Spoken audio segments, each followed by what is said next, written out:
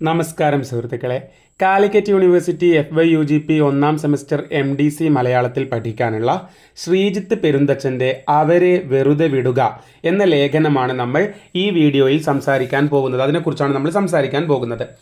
അവരെ വെറുതെ വിടുക, ആ വാക്കിൽ തന്നെ, ആ ഹെഡിങ്ങിൽ തന്നെ നമുക്കൊരു കൗതുകമുണ്ട് അല്ലേ? ഇവിടെ ആരെയാണ് വെറുതെ വിടേണ്ടത്? എഴുത്തുകാരെയാണ് കേട്ടോ. കലാകാരന്മാരെ, എഴുത്തുകാരെ, അവരെ അവരുടെ ലോകത്തേക്ക് അങ്ങ് വെറുതെ വിടാനാണ് പറയുന്നത്. അതായത് നമ്മൾ ഇതിലേക്ക്, ഈ പാഠഭാഗത്തിലേക്ക് വരുന്നതിന് മുമ്പേ തന്നെ നമുക്ക് അറിയാം, അല്ലെങ്കിൽ പറയാം, എന്താണ് ഈ പുതിയ കാലത്ത് യൂട്യൂബ് വീഡിയോസും അല്ലെങ്കിൽ ഇൻസ്റ്റാ റീൽസൊക്കെ കാണുന്ന നമുക്കറിയാം, ഏതെങ്കിലും ഒരു മേഖലയിൽ പ്രശസ്തനായ ഒരു വ്യക്തിക്ക് അദ്ദേഹത്തിൻ്റെ പ്രശസ്തനായിപ്പോയി എന്നതുകൊണ്ട് തന്നെ അദ്ദേഹത്തിൻ്റെ പേഴ്സണൽ പ്രൈവസി അല്ലെങ്കിൽ പേഴ്സണൽ സ്പേസ് നഷ്ടപ്പെടുന്ന ഒരു അവസ്ഥ നിങ്ങൾക്ക് കാണാവുന്നതാണ്. ഒരു സിനിമയിൽ ഒന്ന് മുഖം കാണിച്ചാൽ മതി, ആ നായകൻ അല്ലെങ്കിൽ നായിക, നടൻ ഓർ നടി ഏതെങ്കിലും ഒരു സ്ഥലത്തേക്ക് ഇറങ്ങിയാൽ, ഒന്ന് മീൻ മേടിക്കാൻ മീൻ മാർക്കറ്റിലേക്ക് ഇറങ്ങിക്കഴിഞ്ഞാൽ കുറേ ക്യാമറയും തൂക്കിയിട്ട് അവരുടെ പിന്നാലെ ആളുകൾ പോകും. അപ്പോൾ അവരുടെ പ്രൈവസി എന്നൊന്നില്ലേ, സ്വകാര്യത എന്നൊന്നില്ലേ? ഇവിടെ എഴുത്തുകാരുടെ, കലാകാരന്മാരുടെ കേസിൽ ഇത് തന്നെയാണ് ശ്രീജിത്ത് പെരുന്തച്ചൻ പറയുന്നത്. അവരെ വെറുതെ വിട്ടേക്കുക, അവരെ ജീവിക്കാൻ അനുവദിക്കുക, അവരെ അവരുടെ വഴിക്ക് വിടുക. അതാണ് അവരെ വെറുതെ വിടുക എന്നതുകൊണ്ട് ഉദ്ദേശിക്കുന്നത്. അപ്പോൾ നമുക്കിത് ഡീറ്റെയിൽ ആയിട്ട് വായിച്ച് മനസ്സിലാക്കാം. മനസ്സിലാക്കാൻ എളുപ്പമാണ്. ജസ്റ്റ് കേട്ടാൽ തന്നെ മനസ്സിലാവുന്ന ഒരു പാഠഭാഗമാണ്. അപ്പോൾ അവരെ വെറുതെ വിടുക, ശ്രീജിത്ത് പെരുന്തച്ചൻ. ഗുരുവായൂരപ്പൻ ദിവസേന 10,000 പേർക്ക് ദർശനം നൽകുമ്പോൾ ഗുന്തർ ഗ്രാസ് വർഷത്തിൽ ഒരാളെയാണ് കാണുന്നത്. ഈ ഗുന്തർ ഗ്രാസ് എന്ന് പറയുന്നത് ജർമ്മനിയിലെ പ്രശസ്തനായ എഴുത്തുകാരനാണ്. അപ്പം ഗുരുവായൂരപ്പൻ്റെ സന്നിധിയിലേക്ക് ദിവസം 10,000-ഓളം ആൾക്കാർ ദർശനത്തിനായിട്ട് പോകുന്നുണ്ട്. എന്നാൽ ഗുന്തർ ഗ്രാസോ വർഷത്തിൽ ഒരാളെ മാത്രമേ കാണുന്നുള്ളൂ. മാർക്കേസ് എന്ന് പറയുന്നത് ഗബ്രിയേൽ ഗാർഷ്യ മാർക്കേസ് ആണ്. അദ്ദേഹത്തിൻ്റെ പ്രശസ്തമായ കൃതി ഉണ്ടല്ലോ, ഏകാന്തതയുടെ 100 വർഷങ്ങൾ, കൊളംബിയൻ റൈറ്ററാണ്. അപ്പം മാർക്കേസ് വർഷത്തിൽ ഒരാളെങ്കിലും കാണുന്നുണ്ടോ എന്ന് സംശയമാണ്. ഗുരുവായൂരപ്പനെ ഇന്നലെ തൊഴുതിറങ്ങിയത് 10,000 പേർ എന്ന വാർത്ത വന്ന ദിവസം തന്നെ ഗുന്തർ ഗ്രാസിനെ കാണാൻ ശ്രമിച്ച MTയുടെ അനുഭവം വായിച്ച ആരും ഇങ്ങനെ ചിന്തിച്ചു പോകും എന്ന് പറഞ്ഞാണ് ശ്രീജിത്ത് പെരുന്തച്ചൻ അദ്ദേഹത്തിൻ്റെ ലേഖനം തുടങ്ങുന്നത്. അതായത് MT വാസുദേവൻ നായർ മലയാളത്തിലെ പ്രശസ്തനായ എഴുത്തുകാരനാണല്ലോ. അദ്ദേഹം ഗുന്തർ ഗ്രാസിനെ, ജർമ്മനിയിലെ എഴുത്തുകാരനായ ഗുന്തർ ഗ്രാസിനെ കാണാൻ ശ്രമിച്ച കാര്യത്തെക്കുറിച്ചാണ് പറയുന്നത്. അപ്പോൾ ഒന്നുകൂടി കേട്ടോളൂ. ഗുരുവായൂരപ്പൻ ദിവസേന 10,000 പേർക്ക് ദർശനം നൽകുമ്പോൾ ഗുന്തർ ഗ്രാസ് വർഷത്തിൽ ഒരാളെയാണ് കാണുന്നത്. മാർക്കേസ് വർഷത്തിൽ ഒരാളെയെങ്കിലും കാണുന്നുണ്ടോ എന്ന് സംശയം. ഗുരുവായൂരപ്പനെ ഇന്നലെ തൊഴുതിറങ്ങിയത് 10,000 പേർ എന്ന വാർത്ത വന്ന ദിവസം തന്നെ ഗുന്തർ ഗ്രാസിനെ കാണാൻ ശ്രമിച്ച MTയുടെ അനുഭവം വായിച്ച ആരും ഇങ്ങനെ ചിന്തിച്ചു പോകും. യാത്രയ്ക്കിടെ ജർമ്മനിയിലെ എഴുത്തുകാരനായ ഗുന്തർ ഗ്രാസിനെ കാണാൻ ശ്രമിച്ച MTയോട് ഗ്രാസിന്റെ സെക്രട്ടറി പറഞ്ഞത് അദ്ദേഹം വർഷത്തിൽ ഒരാളെ മാത്രമേ കാണൂ, ഇക്കൊല്ലത്തേക്കുള്ള ആളായിപ്പോയി എന്നാണ്. അപ്പോൾ ഈ ലേഖനത്തിലുള്ള പല കാര്യങ്ങളും വായിക്കുമ്പോൾ നമുക്ക് അത്ഭുതം തോന്നും. ഇതൊക്കെ ഉള്ളതാണോ എന്നൊക്കെ നമുക്ക് തോന്നും. എനിക്കും അങ്ങനെ തോന്നുന്നുണ്ട്. ഇത് മുഴുവൻ വായിക്കുമ്പോൾ ഇതൊക്കെ ഉള്ളതാണോ, ഈ എഴുത്തുകാരെ കുറിച്ച് പറയുന്നത് ഉള്ളതാണോ എന്നൊക്കെ എനിക്ക് തോന്നുന്നുണ്ട്. ഇത് വിശ്വസിക്കാൻ പറ്റുമോ എന്നൊക്കെ. അത് ഞാൻ മനസ്സിലാക്കുന്നത്, ആ തോന്നലിനപ്പുറം അതെൻ്റെ വിവരക്കുറവ് കൊണ്ട് എനിക്ക് തോന്നുന്നതാണെന്നാണ് എനിക്ക് തോന്നുന്നത്. നിങ്ങളുടെ അഭിപ്രായം എന്താണെന്ന് നിങ്ങൾ പറയൂ കേട്ടോ. അപ്പം നോക്കൂ, ഗുന്തർ ഗ്രാസ്, ജർമ്മനിയിലെ എഴുത്തുകാരനായ ഗുന്തർ ഗ്രാസ് വർഷത്തിൽ ഒരാളെ മാത്രമാണ് പോലും കാണൂ. ബാക്കി മുഴുവൻ അദ്ദേഹത്തിൻ്റെ സ്വകാര്യമായിട്ടുള്ള പേഴ്സണൽ സ്പേസ് അല്ലെങ്കിൽ പ്രൈവസിയാണ്. അതിലേക്ക് ആരെയും കടത്തിവിടില്ല. വർഷത്തിൽ ഒരാളെ മാത്രമേ കാണൂ. ഞാൻ പറഞ്ഞില്ല, എനിക്കിത് ഉൾക്കൊള്ളാൻ ഭയങ്കര ബുദ്ധിമുട്ടുണ്ട്. അതെൻ്റെ വിവരക്കുറവ് കൊണ്ട് തന്നെ ആയിരിക്കും.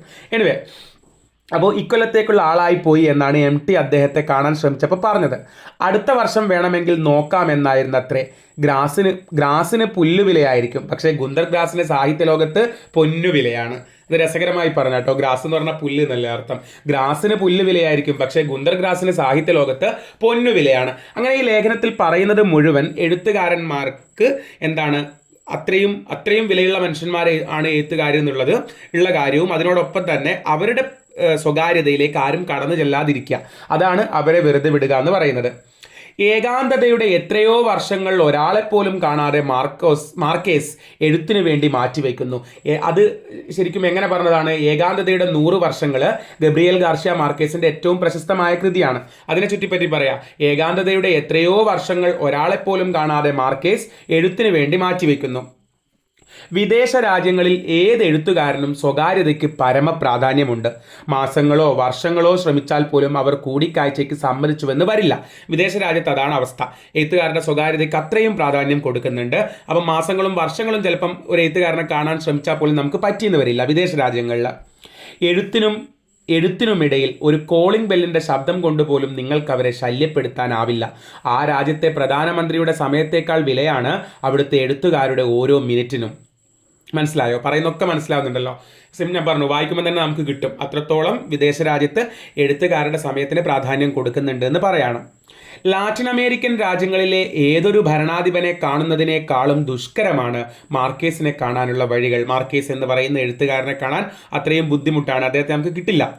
അതുകൊണ്ട് തന്നെ മാർക്കേസിനെ കാണാൻ പോയപ്പോഴുണ്ടായ അമ്പരപ്പ് മധു നായരുടെ മുഖത്ത് നിന്ന് ഇനിയും വിട്ടുമാറുന്നില്ല. അപ്പം മധു നായർ എന്ന് പറയുന്ന മലയാളി മാർക്കേസിനെ, ഗബ്രിയേൽ ഗാർഷ്യ മാർക്കേസിനെ കാണാൻ പോയപ്പോൾ ഉണ്ടായ അനുഭവം എന്താണ്? 2008 ജനുവരിയിലാണ് പുനത്തിൽ അറിയാലോ, പുനത്തിൽ കുഞ്ഞബ്ദുള്ള, പുനത്തിലും മധു നായരും മാർക്കേസിൻ്റെ കൊളംബിയയിലുള്ള അരകത്തക്കായിലെ വീട്ടിലെത്തിയത്. ഒരു കൊളംബിയൻ റൈറ്ററാണെന്ന് പറഞ്ഞല്ലോ മാർക്കേസ്. അപ്പോൾ 2008 മലയാളികളായ മധു നായരും പുനത്തിലും എന്ത് ചെയ്തു? മാർക്കേസിൻ്റെ കൊളംബിയയിലുള്ള വീട്ടിലെത്തി. ആഹാ, കൊള്ളാമല്ലോ, മാർക്കേസ് അതാ മുറ്റത്തെ മാഞ്ചുവെട്ടിലിരിക്കുന്നു. ഞങ്ങൾ ഇന്ത്യയിൽ നിന്ന് വരുന്നു, ദയവ് ചെയ്ത് താങ്കളുമായി ഒരു അഭിമുഖം വേണം, മധു നായർ പറഞ്ഞു. അഭിമുഖമോ? അതിന് ഞാൻ മാർക്കേസ് അല്ല, മാർക്കേസിന്റെ ഏട്ടനാണ് എന്ന് പറഞ്ഞപ്പോഴാണ് ആള് മാറിയത് അറിഞ്ഞത്. അപ്പൊ അവിടെ ഇരിക്കുന്നത് ആരല്ല? മാർക്കേസ് അല്ല, മാർക്കേസിന്റെ ഏട്ടനാണ്. ഏട്ടൻ മാർക്കേസിനെ കണ്ടാൽ ഗാർഷ്യ മാർക്കേസ് ആണെന്നേ തോന്നൂ. മാർക്കേസ് പാരീസിലാണുള്ളത്. മെയ് മാസത്തിലെ അഭിമുഖം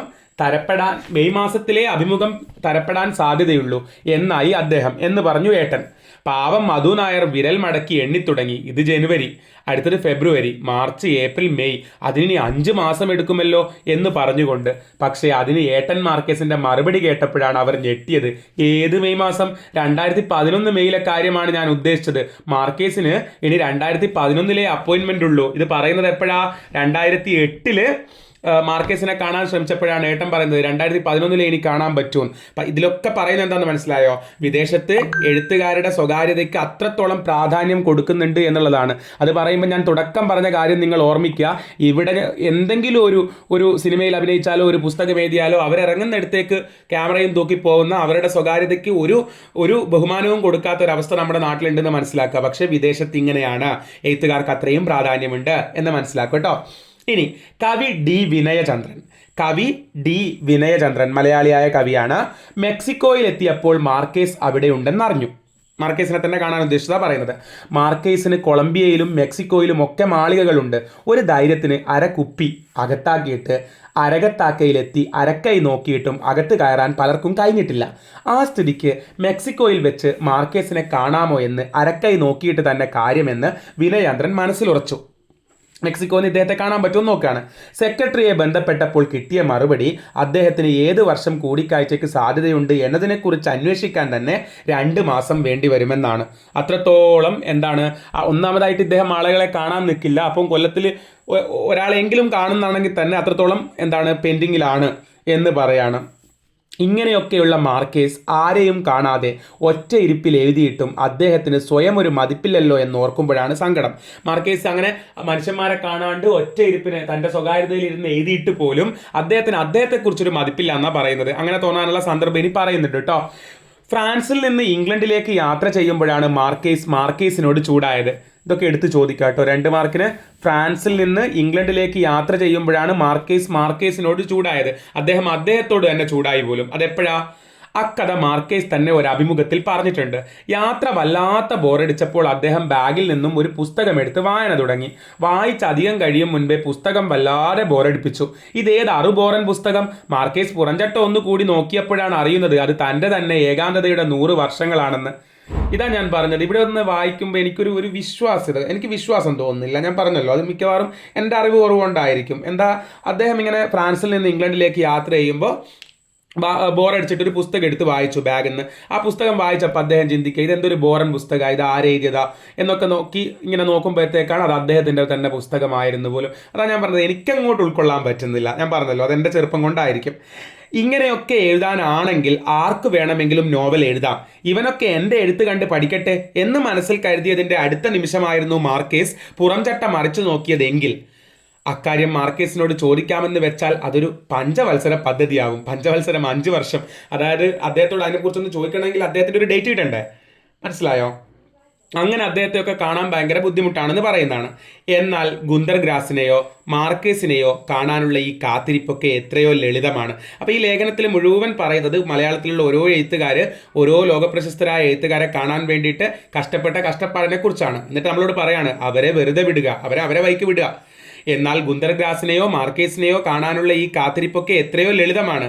കഥാകൃത്ത് ചന്ദ്രമതിയുടെ കഥകളൊക്കെ വായിച്ചിട്ടുണ്ടോ? നിങ്ങൾ വായിക്കണം കേട്ടോ, ബ്യൂട്ടിഫുൾ ആണ്. കഥാകൃത്ത് ചന്ദ്രമതി ബ്രിട്ടീഷ് നാടകകൃത്തായ ഹരോൾഡ് പിൻഡറെ കാണാൻ പെട്ട പാടോർക്കുമ്പോൾ, എന്നിട്ട് നമ്മളോട് പറയാണ് ഹരോൾഡ് പിൻഡറെ കാണാൻ വേണ്ടിയിട്ട് ചന്ദ്രമതി എത്ര കഷ്ടപ്പെട്ടു എന്നുള്ള കാര്യം നമ്മളോട് പറയാണ്. അപ്പോൾ കഥാകൃത്ത് ചന്ദ്രമതി ബ്രിട്ടീഷ് നാടകകൃത്തായ ഹാരോൾഡ് പിൻഡറെ കാണാൻ പെട്ട പാട് എന്താണ്? കഴിഞ്ഞതൊക്കെ ഒരു നാടകമായിരുന്നുവെന്നാണ് ചന്ദ്രമതിക്ക് അക്കാര്യം ആലോചിക്കുമ്പോൾ തോന്നുന്നത്. ഏത് കാര്യം ആലോചിക്കുമ്പോൾ? പിന്നെ ബ്രിട്ടീഷ് നാടകകൃത്തായ ഹാരോൾഡ് പിൻഡറെ കാണാൻ പെട്ടപ്പാട് ഓർമ്മിക്കുമ്പോൾ, അഥവാ അതൊരു നാടകത്തിൽ തന്നെയാണ് കലാശിച്ചതും. പിൻഡറുടെ നാടകങ്ങളായിരുന്നു ചന്ദ്രമതി PhDക്ക് ഗവേഷണ വിഷയമാക്കിയത്. പിൻഡറുടെ നാടകമായിരുന്നു ചന്ദ്രമതി PhDക്ക് ഗവേഷണ വിഷയമാക്കിയത്. ഏതാനും സംശയങ്ങളുമായി ചന്ദ്രമതി പിൻഡറുടെ മേൽവിലാസം തേടിപ്പിടിച്ച് കത്തയച്ചു. 2 മാസം കഴിഞ്ഞ് പിൻഡറുടെ സെക്രട്ടറിയായ ഏഞ്ചല ചെയിൻ എന്ന സ്ത്രീയുടെ മറുപടി എത്തി. Pinter is reflecting on your questions. Pinter നിങ്ങളുടെ ചോദ്യങ്ങളെക്കുറിച്ച് ചിന്തിക്കുകയാണ് എന്നായിരുന്നു 2 മാസങ്ങൾക്ക് ശേഷം ആർക്ക് കിട്ടിയ മറുപടി? നമ്മുടെ ചന്ദ്രമതിക്ക് കിട്ടിയ മറുപടിക്ക് കാത്തിരിക്കുക എന്നായിരുന്നു കത്തിൽ. ഓക്കെ, നിങ്ങൾ മറുപടിക്ക് കാത്തിരിക്കൂ എന്നാണ് അവിടെ സെക്രട്ടറി അയച്ച കത്തിലുള്ളത്. പിൻഡറെ കുറിച്ച് തന്നെ ഗവേഷണം നടത്തുന്ന മറ്റൊരു അധ്യാപികയും പിൻഡർക്ക് കത്തയച്ചെങ്കിലും മറുപടി വന്നില്ല. ചന്ദ്രമതി പലരോടും മേനി പറഞ്ഞു നടന്നു. തനിക്ക് പിൻഡർ മറുപടി തരാൻ സമ്മതിച്ചത് വളരെ ആഴമുള്ള ചോദ്യങ്ങളായതുകൊണ്ടാവാം എന്നൊക്കെ പറഞ്ഞു. കാരണം അങ്ങനെ ഒരു കത്ത് കിട്ടിയല്ലോ, അതിൽ ആലോചിച്ചുകൊണ്ടിരിക്കുക എന്നുള്ളത്. കുറേ മാസങ്ങൾ കഴിഞ്ഞിട്ടും മറുപടി കാണാഞ്ഞപ്പോൾ ചന്ദ്രമതി ഒരു കത്ത് കൂടി അയച്ചു. ഇത്തവണ സെക്രട്ടറി നൽകിയ മറുപടി Pinter has stopped reflecting on your questions എന്നായിരുന്നു. പിൻഡർ നിങ്ങളുടെ ചോദ്യങ്ങളെക്കുറിച്ച് ചിന്തിക്കുന്നത് നിർത്തി, മറുപടി പ്രതീക്ഷിക്കണ്ട എന്നായിരുന്നു കിട്ടിയ മറുപടി. നോക്കൂ ആയ അവസ്ഥ.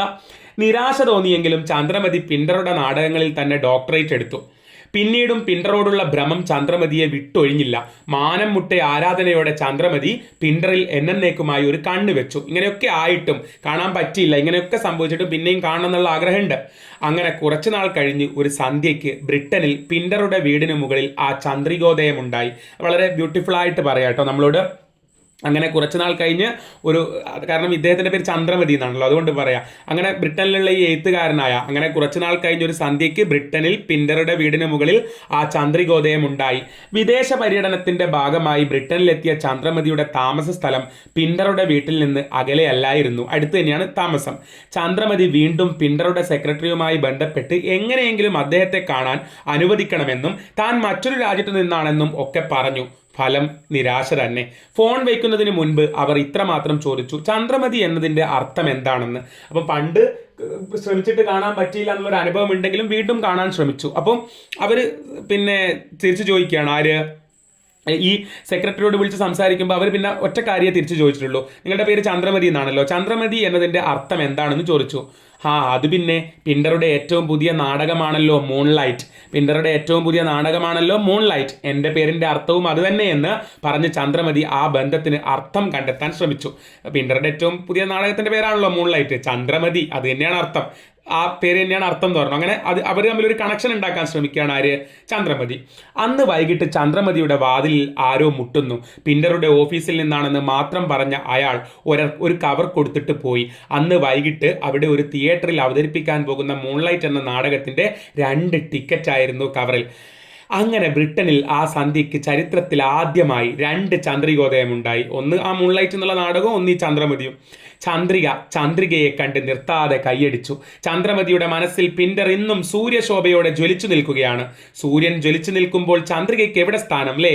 സൂര്യൻ കത്തി നിൽക്കുമ്പോൾ ചന്ദ്രികന്റെ നിലാവിന്റെ ആവശ്യമുണ്ടോ? ഇല്ല. പിൻഡർ സൂര്യന്റെ മുമ്പിൽ ഒരു ചന്ദ്രികയായി നിൽക്കാൻ കഴിയാതെ പോയതിന്റെ കാരണവും മറ്റൊന്നായിരിക്കില്ലെന്ന് കരുതാനാണ് ചന്ദ്രമതിക്ക് ഇഷ്ടം. ഇപ്പോൾ കാക്കനാടൻ്റെ മനസ്സിലും ഉയരുന്നുണ്ട്. അങ്ങനെ ഇതേപോലെ ലോകപ്രശസ്തരായ എഴുത്തുകാരെ, കലാകാരന്മാരെ കാണാൻ ശ്രമിച്ചിട്ട് പറ്റാതായ മലയാളികളുടെ ഓരോ കഥയും നമ്മളോട് പറയാണ്. ഇവിടെയൊക്കെ നമ്മളോട് പറയുന്നത് അവരെ വെറുതെ വിടുക, അവരെ അവരുടെ വഴിക്ക് വിടുക. അപ്പം പറയാണ് ഇനി അടുത്ത ചന്ദ്രമതിയുടെ കഴിഞ്ഞു. ഇനി പറയാണ്, അത് നമ്മൾ MTയുടെ അനുഭവം പറഞ്ഞു, D വിനയചന്ദ്രൻ്റെയും പുനത്തിലിൻ്റെയും അനുഭവം പറഞ്ഞു. പിന്നെ നമ്മൾ മധു നായരുടെ അനുഭവമൊക്കെ പറഞ്ഞിട്ടുണ്ടായിരുന്നു. അതിൻ്റെ ഇടയിൽ മധു നായരും പുനത്തിലും തമ്മിലുള്ള കാര്യം പറഞ്ഞു. പിന്നെ ഡി വിനയേന്ദ്രൻ്റെ പറഞ്ഞു, ചന്ദ്രമതിയുടെ പറഞ്ഞു. ഇനി കാക്കനാടൻ ഇതുപോലെ ഉണ്ടായ ഒരു അനുഭവം നോക്കാം. കാക്കനാടൻ അറിയാലോ, മലയാളത്തിലെ പ്രശസ്തനായ എഴുത്തുകാരനാണ് ജോർജ് വർഗീസ് എന്നാണ് അദ്ദേഹത്തിൻ്റെ യഥാർത്ഥ പേര്. ഇപ്പോൾ കാക്കനാടൻ്റെ മനസ്സിലും ഉയരുന്നുണ്ട് മറ്റൊരു സൂര്യശോഭയിൽ താനാകെ വാടിപ്പോയ ഓർമ്മകളുടെ ചിറകടി. ഇതേപോലെ ഒരു അനുഭവം കാണാൻ ശ്രമിച്ച് പിന്നെ എന്താണ് ബുദ്ധിമുട്ടായിപ്പോയ ഒരു പ്രശ്നം ആർക്കും വരികയാണ്, കാക്കനാടനും പറയാണ്. കുറേ നാളായി കാക്കനാടൻ തനി നാടനാണെങ്കിലും അന്ന് ഫോറിനിലായിരുന്നു, അന്ന് വിദേശത്തായിരുന്നു. അക്കിത്തം നാരായണനൊപ്പം പാരീസിലൂടെ നടന്നു പോകുമ്പോൾ കാക്കനാടനോട് പെട്ടെന്ന് നാരായണന്റെ ചോദ്യം, ദാലിയെ കണ്ടിട്ടുണ്ടോ? ഈ ദാലി സാൽവദോർ ദാലിയാട്ടോ, സ്പാനിഷ് ആർട്ടിസ്റ്റാണ്. പെയിന്റിങ്ങും റൈറ്റിങ്ങും ഒക്കെ ഉണ്ട് അദ്ദേഹത്തിന്. അപ്പോൾ ദാലിയെ കണ്ടിട്ടുണ്ടോ? എവിടെ ദാലി? ദൈവം താനുമായി സംസാരിച്ച ശേഷം എഴുന്നേറ്റ് പോകുമ്പോൾ ഇരിപ്പിടത്തിൽ വെളുത്ത തൂവലുകൾ കിടക്കാറുണ്ടെന്ന് പറഞ്ഞ ആളാണ് ദാലി. എനിക്ക് കാണണം. കാക്കനാടൻ ബഹളം കൂട്ടി, അതെ എനിക്ക് കാണണം ദാലിയെ. റോഡിനപ്പുറം നടന്നു പോകുന്ന ഒരു പൊക്കക്കാരനെ ചൂണ്ടി കുന്നിൻ ചെരുവിലെ നക്ഷത്രത്തെ എന്ന പോലെ നാരായണൻ പറഞ്ഞു, അതാ ആ പോകുന്നത്. കാക്കനാടൻ അടുത്തു ചെന്ന് വണങ്ങി സ്വയം പരിചയപ്പെടുത്തി, I am George Varghese Kakkanadan, a writer from south India എന്നൊക്കെ. എന്നിട്ട് ദാലി എന്തായിരിക്കാം പറഞ്ഞത്? പുഞ്ചിരിച്ചോ? തോളിൽ തട്ടി കുശലം പറഞ്ഞോ? കൈകൊടുത്തോ? ഇന്ത്യയെക്കുറിച്ച് വാചാലനായോ? ഒന്നും ഉണ്ടായില്ല. തന്നെ ശല്യപ്പെടുത്താതെ എന്ന മട്ടിൽ പ്ലീസ് എന്ന് പറഞ്ഞ് വഴിമാറാൻ ആംഗ്യം കാട്ടി നടന്നകുന്നു. അപ്പോൾ ഇദ്ദേഹത്തിൻ്റെ ഒരു മാനസികാവസ്ഥ ആലോചിച്ച് നോക്കൂ. ഇത്രയും മനസ്സിൽ ആരാധിച്ച് നടക്കുന്ന ഒരു ലോകോത്തര കലാകാരൻ അദ്ദേഹത്തിനോട് ചെന്നിട്ട് ഇങ്ങനെ പോയിട്ട് പറയുമ്പോൾ ഒന്ന് പ്ലീസ് എന്നും പറഞ്ഞ് കൈതട്ടി ഒന്ന് പോയി തരുമെന്ന് ചോദിക്കുന്ന ഒരു അവസ്ഥ. അപ്പോൾ ഇദ്ദേഹത്തിൻ്റെ അവസ്ഥ ഒന്ന് ആലോചിച്ച് നോക്ക്. അന്ന് മുതൽ ദാലി എന്ന് കേട്ടാൽ കാലിയായ ഒരു മോഹമാണ് കാക്കനാടൻ്റെ ഓർമ്മയിൽ. നല്ല ബ്യൂട്ടിഫുൾ ആയിട്ടുള്ള എഴുത്താട്ടോ ഇത്. ദാലി പോയ വഴിത്താരകളിലൊക്കെ മോഹത്തിൻ്റെ വർണ്ണച്ചെപ്പുമായി എത്ര ദൂരം വേണമെങ്കിലും നടക്കാൻ കാക്കനാടൻ തയ്യാറായിരുന്നു. ഒന്ന് അദ്ദേഹത്തോട് സംസാരിക്കാൻ. ദാലിയുടെ പാദസ്പർശം ഏൽക്കുമ്പോൾ മണ്ണിൽ കാലടിപ്പാടിന് പകരം ബ്രഷിൻ്റെ പാടുകളാവുമോ പതിഞ്ഞിരിക്കുക? അത്രയും നല്ല കലാകാരനാണല്ലോ എന്നാ ഉദ്ദേശിച്ചത്. സൂക്ഷിച്ചു നോക്കിയെങ്കിൽ കാക്കനാടൻ അത് കണ്ടു കാണും. ദൈവം ഒരു ക്യാൻവാസും ബ്രഷും കൊടുത്ത ശേഷം നീ ഇതുകൊണ്ട് ജീവിക്കുമെന്ന് പറഞ്ഞ് അനുഗ്രഹിച്ച നഗരമാണ് പാരീസ്. അവിടെ അത്രയും കലാകാരന്മാരുണ്ട് കേട്ടോ. അങ്ങനെയാവാം പാരീസിൽ ഇത്രയേറെ ചിത്രകാരന്മാരുണ്ടായത്. വരച്ചിട്ടും എനിക്ക് മതിയാവില്ലെന്ന് പറഞ്ഞ് മതിയാവുന്നില്ലെന്ന് പറഞ്ഞ് പാരീസ് മോഹങ്ങളുടെ ക്യാൻവാസ് അയച്ചിട്ടപ്പോൾ ദൈവം അവൾക്ക് ഒരു പേന കൂടി നൽകി. പിന്നെ എഴുത്തുകാരും പാരീസിൻ്റെ ചിറകിനടിയിൽ അഭയം തേടി. ആ നഗരത്തെക്കുറിച്ച് പറയുകയാണ്. അത്രയും കലാകാരന്മാരുള്ള സ്ഥലമാണല്ലോ. അതുകൊണ്ടാണ് എനിക്കൊരു മകനുണ്ടായിരുന്നെങ്കിൽ ഞാൻ അവനെ നിങ്ങളെല്ലാവരും ചെയ്യുന്നത് പോലെ അമേരിക്കയിലല്ല പാരീസിൽ അയച്ച് പഠിപ്പിച്ചനെ എന്ന് സുകുമാർ അഴീക്കോട് പറഞ്ഞത്. ഇതൊക്കെ 2 മാർക്കിനെടുത്ത് ചോദിക്കട്ടോ. അത്രയും കലാകാരന്മാരുള്ള നഗരമായതുകൊണ്ടാണ്. ഏറ്റവും മികച്ച ലോകോത്തര സർവകലാശാലകളുള്ള ആ നഗരം തന്നെയാണ് കലാകാരന്മാർക്ക് ഏറ്റവും അധികം സ്നേഹ ബഹുമാനങ്ങൾ നൽകുന്നതും. അതുകൊണ്ട് തന്നെയാണ് 2008 നൊബേൽ സമ്മാനം നേടിയ നോവലിസ്റ്റ് ലെക്ലസിയോയെ കാണാൻ ഫ്രഞ്ച് പ്രസിഡന്റ് അദ്ദേഹത്തിൻ്റെ വീട്ടിലെത്തിയത്. ഇനി അടുത്തൊരു കഥ പറയാം കേട്ടോ. 2008 നൊബേൽ സമ്മാനം നേടിയ നോവലിസ്റ്റ് ലെക്ലസിയോയെ കാണാൻ ഫ്രഞ്ച് പ്രസിഡന്റ് അദ്ദേഹത്തിൻ്റെ വീട്ടിലെത്തിയത് ഭയങ്കര സംഭവമല്ലോ. നോബൽ സമ്മാനം കിട്ടിയ ശേഷമായിരുന്നു അതെന്ന് കരുതാൻ വരട്ടെ. നൊബേൽ അദ്ദേഹത്തെ തേടിയെത്തുന്നതിനും 15 വർഷമെങ്കിലും മുമ്പായിരുന്നു അത്. അത്രത്തോളം അവർ എഴുത്തുകാർക്കും സാഹിത്യകാരന്മാർക്കും കലാകാരന്മാർക്കും പ്രാധാന്യം കൊടുക്കുന്നു എന്നുള്ളതാണ്. എഴുത്തുകാരനെ അയാൾ ഉള്ളിടത്ത് സമയം ചോദിച്ച് തേടിച്ചെല്ലുകയാണ് വേണ്ടത് എന്നത് ആ നഗരത്തിൻ്റെ സാമാന്യ ശീലങ്ങളിലൊന്നാണ്. അത്രത്തോളം പ്രാധാന്യം കൊടുക്കുന്നതുകൊണ്ടാണ് ആ നഗരത്തിൽ ഇത്രയധികം കലാകാരന്മാർ വളർന്നു വന്നതെന്ന് പറയാണ്. എഴുത്തുകാരുടെ സ്വകാര്യതയ്ക്ക് അവർ അങ്ങേയറ്റം വില കൽപ്പിക്കുന്നു. അവരുടെ സമയം ആർക്കും അപഹരിക്കാനുള്ളതല്ലെന്ന്, അവരുടെ സമയം ആർക്കും എടുത്തുകൊണ്ട് പോകാനുള്ളതല്ലെന്ന് ജനങ്ങൾ മനസ്സിലാക്കുന്നു. അതുകൊണ്ട് തന്നെ എഴുത്തുകാരുടെ താമസ സ്ഥലവും വ്യക്തിജീവിതത്തെക്കുറിച്ചുള്ള കൂടുതൽ വിവരങ്ങളും അവർക്ക് അജ്ഞാതമാണ്. അപ്പോൾ അവിടെയുള്ള എഴുത്തുകാരന്മാരുടെ എവിടെയാണ് ജീവിക്കുന്നതെന്നൊന്നും ഇങ്ങനെ പബ്ലിക് ആക്കില്ല. അങ്ങനെ ആക്കി കഴിഞ്ഞാൽ ഒരുപാട് ആൾക്കാർ പോയാൽ അവരുടെ സമയം നഷ്ടപ്പെടുമല്ലോ. അവർക്ക് എഴുതാനുള്ള സമയമല്ലേ എന്നുള്ളതാണ്. മുറി തുറന്നു കിടന്നാലും താക്കോൽ പഴുതിലൂടെ നോക്കി ശീലിച്ച നമ്മളെപ്പോലെ അല്ല അവർ. മുറി അടഞ്ഞു കിടന്നാലും ഒളിഞ്ഞു നോട്ടം അവർക്ക് പറഞ്ഞിട്ടുള്ളതല്ല. പറഞ്ഞത് മനസ്സിലായോ? നമ്മൾ അത്രത്തോളം മറ്റുള്ളവരുടെ സ്വകാര്യതയെ മാനിക്കാറില്ല എന്ന് പറയാണ്. എങ്ങനെ മറ്റുള്ളവൻ്റെ ജീവിതത്തിൽ എന്ത് നടക്കുന്നു എന്ന് അറിയാനാണ് നമുക്ക് താല്പര്യം. പക്ഷെ അവരങ്ങനെയല്ല, വിദേശികൾ അങ്ങനെയല്ല. എങ്ങനെയാ? മുറി അടഞ്ഞു കിടന്നാൽ പോലും ഒളിഞ്ഞു നോട്ടം അവർക്കെന്തില്ല, അവർക്ക് പറഞ്ഞിട്ടുള്ള കാര്യമല്ല. ഇനി പാരീസിൽ ഏതെങ്കിലും ഒരു എഴുത്തുകാരൻ്റെ താമസസ്ഥലം കണ്ടെത്താൻ ശ്രമിച്ചാൽ നിങ്ങൾ ചുറ്റിയത് തന്നെ. അങ്ങനെ പബ്ലിക് ആക്കില്ല. അങ്ങനെ നമ്മൾ പബ്ലിക് ആക്കി നമ്മളൊക്കെ ചെന്ന് കഴിഞ്ഞാൽ അവർക്ക് ബുദ്ധിമുട്ടല്ലേ എന്നുള്ളതാണ് പറയുന്നത്. അപ്പോൾ പാരീസിൽ ഏതെങ്കിലും ഒരു എഴുത്തുകാരൻ്റെ താമസ സ്ഥലം കണ്ടെത്താൻ ശ്രമിച്ചാൽ നിങ്ങൾ ചുറ്റിയത് തന്നെ. കാരണം എഴുത്തുകാരൻ അവിടെ പ്രദർശന വസ്തുവല്ല. ഈ കാരണങ്ങളാലാണ് എം മുകുന്ദൻ്റെ, പ്രശസ്ത മലയാള നോവലിസ്റ്റ് എം മുകുന്ദൻ്റെ അതിഥിയായി ഫ്രാൻസിൽ നിന്നെത്തിയ ഒരു എഴുത്തുകാരൻ ഡൽഹിയിൽ എഴുത്തുകാർ ജീവിക്കുന്നത് കണ്ട് അന്തം വിട്ടത്. അതായത് പാരീസിൽ ഏതെങ്കിലും ഒരു എഴുത്തുകാരൻ്റെ താമസ സ്ഥലം കണ്ടെത്താൻ ശ്രമിച്ചാൽ നിങ്ങൾക്ക് പറ്റില്ല. കാരണം അവിടെ പ്രദർശന വസ്തു അല്ല എഴുത്തുകാരൻ. അത് പറയുമ്പോൾ നമ്മുടെ എം മുകുന്ദൻ്റെ അതിഥിയായിട്ട് ഗസ്റ്റായിട്ട് ഫ്രാൻസിൽ നിന്നെത്തിയ ഒരു എഴുത്തുകാരൻ ഡൽഹിയിൽ എഴുത്തുകാർ ജീവിക്കുന്നത് കണ്ട് ഞെട്ടിപ്പോയി. എന്തുകൊണ്ടാണെന്നറിയോ? ഡൽഹിയിൽ മുകുന്ദൻ താമസിക്കുന്നതിന് തൊട്ടടുത്ത വീട്ടിൽ Amrita Pritam, famous Indian writer Amrita Pritam എന്ന നെയിം പ്ലേറ്റ് തൂക്കിയിരിക്കുന്നത് അദ്ദേഹം ശ്രദ്ധിച്ചു. അങ്ങേരുടെ നാട്ടിലൊക്കെ ആണെങ്കിൽ ഒരിക്കലും അങ്ങനെ തൂക്കില്ല. കാരണം എഴുത്തുകാരൻ ഒരു പ്രദർശന വസ്തുവല്ല, അവരുടെ സമയത്തിന് പ്രാധാന്യമുണ്ട്, ആരും ബുദ്ധിമുട്ടിക്കുന്നത് ഇഷ്ടമല്ല. പാരീസിൽ ഒരു പ്രമുഖ എഴുത്തുകാരിയുടെ പേരിങ്ങനെ വീടിന് മുന്നിൽ തൂക്കിയിരിക്കുന്നത് അദ്ദേഹത്തിന് ചിന്തിക്കാനാവുമായിരുന്നില്ല. അടുത്ത വീട്ടിലെ ബോർഡ് കണ്ട് അദ്ദേഹം വീണ്ടും ഞെട്ടലോടെ നോക്കി. അവിടെ മുൽക്ക് രാജ് ആനന്ദാണ് താമസിക്കുന്നത്, ഫേമസ് ഇന്ത്യൻ റൈറ്റർ. പേര് വീടിന്റെ ഗേറ്റിനോട് ചേർന്ന് തൂക്കിയിരിക്കുന്നു. മുൽക്ക് രാജിന് ഈ സ്വയം വെളിപ്പെടുത്തൽ ഒരു മുൾക്കിരീടമാവില്ലേ എന്നായിരുന്നു അദ്ദേഹത്തിന്റെ സംശയം. കാരണം അങ്ങനെ പേര് വെളിപ്പെടുത്തി കഴിഞ്ഞാൽ അദ്ദേഹം ഇവിടെ ഉണ്ട് എന്ന് കണ്ടു കഴിഞ്ഞാൽ ആളുകളൊക്കെ വരില്ലേ, ബുദ്ധിമുട്ടിക്കില്ലേ, അദ്ദേഹത്തിന്റെ സമയത്തെ അപഹരിക്കില്ലേ എന്നൊക്കെ ചിന്തിക്കുന്നു വിദേശത്ത് നിന്ന് വന്ന അദ്ദേഹം. കാരണം എന്താണ്? അവിടെയൊക്കെ അങ്ങനെയാണ്. ഇപ്പോൾ മുകുന്ദന് ഓർമ്മ വരുന്നത് ഫ്രാൻസിൽ പോയപ്പോൾ ഒരു പത്രാധിപരെ കാണാൻ ശ്രമിച്ചതാണ്. ആ ഒരു അനുഭവം പറയാണ് എം മുകുന്ദൻ എന്ന് പറയുന്ന മലയാളത്തിലെ ഫേമസ് നോവലിസ്റ്റ് ഫ്രാൻസിൽ പോയപ്പോൾ ഒരു പത്രാധിപരെ കാണാൻ ശ്രമിച്ചു. ആ അനുഭവം നോക്കാം. 25 വർഷം മുമ്പ് മുകുന്ദൻ്റെ രാധ മാത്രം എന്ന കഥ, എം മുകുന്ദൻ്റെ കഥയാണ് രാധ മാത്രം. അത് ഫ്രഞ്ച് ഭാഷയിൽ പ്രസിദ്ധപ്പെടുത്താൻ അനുവാദം ചോദിച്ചുകൊണ്ട് പാരീസിലെ ലെമാർട്ടിൻ എന്ന പത്രത്തിൽ നിന്ന് കത്ത് വന്നു. അനുവാദം നൽകിയതിൻ്റെ അടുത്ത ആഴ്ച കഥ പത്രത്തിൻ്റെ വാരാന്ത പതിപ്പിൽ പ്രസിദ്ധീകരിക്കുകയാണെന്ന വലിയ പരസ്യവും അവർ കൊടുത്തു.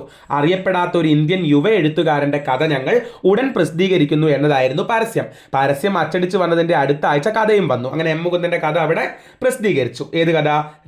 രാധ മാത്രം.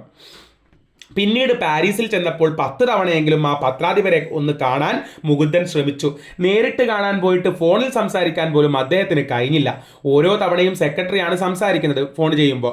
എൻ്റെ കഥ നിങ്ങൾ പ്രസിദ്ധീകരിച്ചതാണ്, ഞാൻ മറ്റൊരു രാജ്യത്തു നിന്നും വരികയാണ് എന്ന് പറഞ്ഞിട്ട് കൂടി അദ്ദേഹത്തിന് ഇപ്പോൾ സമയമില്ല എന്ന് അറിയിക്കാൻ പറഞ്ഞു എന്ന മറുപടിയാണ് കിട്ടിയത്. നോക്കൂ, അവിടെ ഇതുപോലെയുള്ള പത്രത്തിലും അതുപോലെ തന്നെ എഴുത്തിലും ഒക്കെ പ്രവർത്തിക്കുന്ന ആൾക്കാർക്ക് എത്ര പ്രാധാന്യമാണ് കൊടുക്കുന്നത് എന്ന് നോക്കൂ. നമ്മുടെ നാടിൻ്റെ അവസ്ഥയോ എന്നുള്ളതാണ് ചോദ്യം. ഇംഗ്ലീഷ് നിഘണ്ടുവിൻ്റെ പിതാവെന്ന് വിശേഷിപ്പിക്കാവുന്ന ഡോക്ടർ ജോൺസണെ കാണാൻ, അടുത്ത കഥ പറയാണ്. ഇംഗ്ലീഷ് നിഘണ്ടുവിൻ്റെ പിതാവെന്ന് വിശേഷിപ്പിക്കാവുന്ന ഡോക്ടർ ജോൺസണെ കാണാൻ ബ്രിട്ടനിലെ ചക്രവർത്തി സമയം കണ്ടെത്തിയത് എങ്ങനെയാണെന്ന് നോക്കാം. ഡോക്ടർ ജോൺസണുമായി എങ്ങനെയെങ്കിലും ചങ്ങാത്തം കൂടണമെന്നും കൊച്ചു വർത്താനം പറഞ്ഞിരിക്കണമെന്നുമുള്ള ചക്രവർത്തിയുടെ ഏറെക്കാലമായുള്ള ആഗ്രഹമായിരുന്നു കൂടിക്കാഴ്ചയ്ക്ക് പിന്നിൽ. നോക്കൂ, ചക്രവർത്തിയാണ് ഈ പറയുന്ന നിഘണ്ടുവിൻ്റെ പിതാവായിട്ടുള്ള ആളെ കാണാൻ സമയം കണ്ടെത്തുന്നത് ശ്രമിക്കുന്നത്. ജോൺസണെ പോലെ ഒരു പണ്ഡിതനെ കൊട്ടാരത്തിലേക്ക് വിളിപ്പിക്കുന്നത് മര്യാദയല്ലെന്ന് ചക്രവർത്തിക്ക് തോന്നി. എന്നാൽ ചക്രവർത്തി പ്രജകളെ വീട്ടിൽ പോയി കാണാറുമില്ല. പകരം ജോൺസൺ പതിവായി എത്തുന്ന സ്ഥലം ഏതെന്ന് കണ്ടുപിടിക്കണമെന്ന് ചാരന്മാർക്ക് നിർദ്ദേശം നൽകി. ജോൺസന്റെ പതിവ് സന്ദർശനങ്ങൾ ബ്രിട്ടീഷ് ലൈബ്രറിയിലാണെന്ന് വിവരം കിട്ടിയ ചക്രവർത്തി അദ്ദേഹം വരുന്ന സമയം നോക്കി അവിടെ എത്തി. ഒരു പുസ്തകത്തെക്കുറിച്ച് സംശയം ചോദിക്കുന്ന മട്ടിൽ ജോൺസന്റെ അടുത്ത് പോയി നിന്നിട്ട് ചക്രവർത്തി പരിചയത്തിലായെന്ന് മാത്രമല്ല ദൃഢമായ ചങ്ങാത്തത്തിലേക്ക് ആ ബന്ധം വളരുകയും ചെയ്തു. തന്നോട് ചക്രവർത്തി കാണിച്ച വിശാല മനസ്കതയെ സൂചിപ്പിക്കാൻ നിഘണ്ടുവിലെ ഏത് വാക്ക് മതിയാവും അല്ലേ? ഇങ്ങോട്ട് വന്നിട്ട് ഇദ്ദേഹത്തിന്റെ ഇഷ്ടമൊക്കെ നോക്കിയിട്ടാണ് ചങ്ങാത്തം കൂടിയത്, അല്ലാണ്ട് കൊട്ടാരത്തിലേക്ക് വിളിപ്പിച്ചൊന്നുമില്ല. ഒരു വാക്കും മതിയാവില്ല. നിഘണ്ടു പരിഷ്കരിച്ചാലോ എന്ന് ജോൺസണ് തോന്നിക്കാണും. നോക്കൂ, അത്രത്തോളം അവിടെ എഴുത്തുകാർക്കൊക്കെ പ്രാധാന്യം കൊടുക്കുന്നു എന്നുള്ളതാണ്. വർഷങ്ങളുടെ കാത്തിരിപ്പിന് ശേഷം മാത്രം കാണാൻ അവസരം കൊടുക്കുന്നവർ, കൂടിക്കാഴ്ചയ്ക്കേ ഇടം നൽകാത്തവർ, അല്ലേ, ഒരു അഭിമുഖത്തിന് ഇൻ്റർവ്യൂവിനെ ഇടം നൽകാത്തവർ, ചക്രവർത്തി മുതൽ പ്രസിഡന്റ് വരെ അങ്ങോട്ട് പോയി കാണുന്നവർ, ഇവർക്കിടയിൽ എവിടെയാണ് നാം JD സാലിംഗറെ ഉൾപ്പെടുത്തുക? JD സാലിംഗർ ആരാണ്? അമേരിക്കൻ റൈറ്ററാണ് കേട്ടോ. അദ്ദേഹത്തെ എവിടെ ഉൾപ്പെടുത്തും? കാച്ചർ ഇൻ ദി റൈ എന്ന നോവലിലൂടെ അമേരിക്കൻ സാഹിത്യത്തെ പ്രകമ്പനം കൊള്ളിച്ച സാലിംഗറെ അടുത്തിടെ വരെ ആരും കണ്ടിട്ടില്ലായിരുന്നുവെന്ന് പറഞ്ഞാൽ അച്ഛനും അമ്മയും പോലും കണ്ടിട്ടില്ലേ എന്ന് ചോദിക്കരുത്. സാലിംഗറുടെ ഫോട്ടോ പോലും എത്രയോ കാലം ആരും കണ്ടിട്ടില്ലായിരുന്നു. അങ്ങനെ അദ്ദേഹം ഒറ്റയ്ക്കിരുന്നിട്ടാണ് എഴുതുന്നതെന്നാണ് പറയുന്നത്. വായനക്കാരെന്നല്ല, പ്രസാധകൻ പോലും കണ്ടിട്ടില്ല, പബ്ലിഷർ പോലും കണ്ടിട്ടില്ല. പ്രായാധിക്യം മൂലം പിന്നെ വയസ്സായപ്പോഴത്തേക്ക് തീരെ സുഖമില്ലാതായപ്പോൾ ഡോക്ടർ അദ്ദേഹത്തെ നേരിൽ കണ്ടു എന്ന് മാത്രമേ എല്ലാവർക്കും അറിയൂ. രോഗിക്കൊപ്പം ഒന്നിൽ കൂടുതൽ പേർ മുറിയിലേക്ക് വരുന്നത് ചില ഡോക്ടർമാർക്ക് ഇഷ്ടമല്ല. തനിക്ക് വയ്യെങ്കിലും ഒരു ഡോക്ടർക്ക് മാത്രമേ പ്രവേശനം അനുവദിക്കൂ എന്ന് ഈ രോഗി ആശുപത്രിയിലും പറഞ്ഞിരിക്കാൻ സാധ്യതയുണ്ട്. അത് രസകരമായിട്ട് പറയാം കേട്ടോ. കാരണം അത്രത്തോളം ആളുകളെ അടുപ്പിച്ചിരുന്നില്ല, അത്രത്തോളം സ്വകാര്യതയ്ക്ക് വേണ്ടിയിട്ട് അത്രത്തോളം ഒറ്റയ്ക്കിരുന്ന് കാര്യങ്ങൾ ചെയ്തിരുന്ന ആളായിരുന്നു. എഴുത്തു തുടങ്ങിയ നാൾ മുതൽ അധികമൊന്നും കാണാനില്ലാതിരുന്ന സാലിംഗർക്ക് അമേരിക്കൻ സാഹിത്യത്തിലെ ഏറ്റവും വലിയ മേൽവിലാസമാവാൻ എങ്ങനെ കഴിഞ്ഞു എന്നതിന് അദ്ദേഹത്തിൻ്റെ കൃതികൾ ഉത്തരം പറയും. അത്രയും നല്ല, അതായത് എഴുത്തു തുടങ്ങിയ നാൾ മുതൽ തന്നെ അധികമൊന്നും അദ്ദേഹം പുറത്തിറങ്ങിയിട്ടില്ല. ആ ആൾക്ക് എങ്ങനെയാണ് അമേരിക്കൻ സാഹിത്യത്തിലെ ഏറ്റവും വലിയ മേൽവിലാസമാകാൻ എങ്ങനെ കഴിഞ്ഞു എന്നതിന് അദ്ദേഹത്തിൻ്റെ കൃതികൾ ഉത്തരം പറയും. അത്രയും നല്ല കൃതികളായിരുന്നു. ഇങ്ങനെ ഒരർത്ഥത്തിൽ മിസ്സിംഗ് ആയിരുന്നപ്പോഴും സാലിംഗറെ മിസ് ചെയ്തുകൊണ്ട് അമേരിക്കൻ സാഹിത്യത്തിന് ഒരു ദിവസം പോലും മുന്നോട്ട് പോകാനായില്ല. അത്രയും നല്ല എഴുത്തുകളായിരുന്നു എന്നുള്ളതാണ്. കാണാനില്ലായിരുന്നെങ്കിലും സാലിംഗറെ കണ്ടില്ലെന്ന് നടിക്കാൻ സാഹിത്യപ്രേമികൾക്ക് കഴിഞ്ഞതുമില്ല. രൂപമില്ലാതെ ലബ്ധപ്രതിഷ്ഠ നേടാൻ ആർക്ക് കഴിയും? പക്ഷേ സാലിംഗർ വായനക്കാരുടെ മനസ്സിൽ ലബ്ധപ്രതിഷ്ഠ നേടിയത് രൂപമില്ലാതെയാണ്. സാലിംഗറുടെ കൃതികളെക്കുറിച്ച് വായനക്കാർക്ക് കൃത്യമായ രൂപമുണ്ടെങ്കിലും അദ്ദേഹത്തെക്കുറിച്ച് അവർക്ക് എത്രയോ നാളൊരു രൂപവുമില്ലായിരുന്നു. കാരണം പുറത്തിറങ്ങിയില്ല എന്നുള്ള. രൂപമില്ലാതെയാണ് സാഹിത്യത്തിലെ ആ തേജോ രൂപത്തെ അവർ ഏറെ നാൾ ആരാധിച്ചത് എന്ന് പറയാണ്. ഓക്കെ, അദ്ദേഹത്തിൻ്റെ ഫോട്ടോ പോലും ഒരുപാട് കാലം ആരും കണ്ടില്ലായിരുന്നു എന്ന് പറഞ്ഞല്ലോ. അപ്പം വായനക്കാർക്ക് കുറേ കാലം അദ്ദേഹത്തിൻ്റെ രൂപം എന്താണെന്ന് ഐഡിയ ഉണ്ടായിരുന്നില്ല. പക്ഷേ അദ്ദേഹത്തിൻ്റെ രചനയെക്കുറിച്ചുള്ള രൂപം മനസ്സിലുണ്ട് എന്ന് പറയാണ്. സാലിംഗറുടെ രൂപത്തെക്കുറിച്ച് വായനക്കാർക്കൊരു രൂപവുമില്ലായിരുന്നെങ്കിൽ ആരുടെ ഫോൺ നമ്പറിനെ കുറിച്ചാണ് ഇറ്റാലിയൻ ജനതയ്ക്കൊരു രൂപമില്ലാതിരുന്നത്? പുതിയ കഥ നോക്കൂ. അപ്പോൾ ഈ പറയുന്ന കഥകളെല്ലാം ഒറ്റ ഹെഡിങ്ങിലല്ലേ ഉള്ളത്? അവരെ വെറുതെ വിടുക, അതെ, അവർക്ക് അവരുടെ സ്വകാര്യത അനുവദിച്ചു കൊടുക്കുക എന്നുള്ളതാണ്. അപ്പോൾ സാലിംഗറുടെ രൂപത്തെക്കുറിച്ച് വായനക്കാർക്ക് ഒരു രൂപവും ഇല്ലായിരുന്നെങ്കിൽ ആരുടെ ഫോൺ നമ്പറിനെ കുറിച്ചാണ് ഇറ്റാലിയൻ ജനതയ്ക്ക് ഒരു രൂപവും ഇല്ലാതിരുന്നത്? ചലച്ചിത്രകാരനും എഴുത്തുകാരനുമായിരുന്ന ഫെല്ലിനിയുടെ ഫോൺ നമ്പർ ഇറ്റലിയിലെ ഏറ്റവും വലിയ രഹസ്യങ്ങളിൽ ഒന്നാണ്. ഏറ്റവും വിലപിടിപ്പുള്ള രഹസ്യമായാണ് സർക്കാർ ആ നമ്പർ സൂക്ഷിച്ചത്. ഫെല്ലിനിയുടെ അഭ്യർത്ഥന മാനിച്ച് ടെലിഫോൺ ഡയറക്ടറികളിൽ പോലും അദ്ദേഹത്തിൻ്റെ നമ്പർ കൊടുത്തില്ല.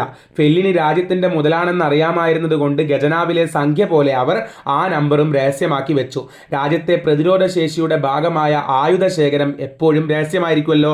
രാജ്യത്തിന് ഏറ്റവും വലിയ സാംസ്കാരിക പ്രതിരോധം തീർത്ത ഫെല്ലിനി, അത്രയും നല്ല രചനകൾ നടത്തിയിട്ട് ആ ഫെല്ലിനിയുടെ നമ്പരും അതുപോലെയായിരുന്നു, അവർക്ക് സ്വകാര്യമായി സൂക്ഷിച്ചു എന്നുള്ളതാണ്. ആരാധകർക്ക് ഒരിക്കലും പിടികൊടുക്കാതെയാണ് താൻ നടക്കുന്നതെന്ന് ഫെല്ലിനി സ്വീഡിഷ് ചലച്ചിത്ര ഇതിഹാസമായ ഇഗ്മർ ബർഗ്മാനോട്, ഇഗ്മർ ബർഗ്മാൻ സ്വീഡിഷ് ഫിലിം ഡയറക്ടറാണ്, അത് മാത്രമല്ല തിരക്കഥാകൃത്തൊക്കെയാണ്, ബർഗ്മാനോട് പറഞ്ഞിരുന്നെങ്കിൽ എന്ത് സംഭവിക്കുമായിരുന്നു? അതിലൊക്കെ എന്ത് കാര്യം? തന്നെപ്പോലെ കുടുംബാംഗങ്ങൾക്ക് കൂടി കണി കാണാൻ അവസരം കൊടുക്കരുത് എന്ന ഉപദേശമായിരിക്കും ബർഗ്മാൻ നൽകുക. അപ്പം ബർഗ്മാൻ എത്രത്തോളം സ്വകാര്യത ഇഷ്ടപ്പെട്ടിരുന്നു എന്നുള്ളതാണ് ഇനി പറയുന്നത്.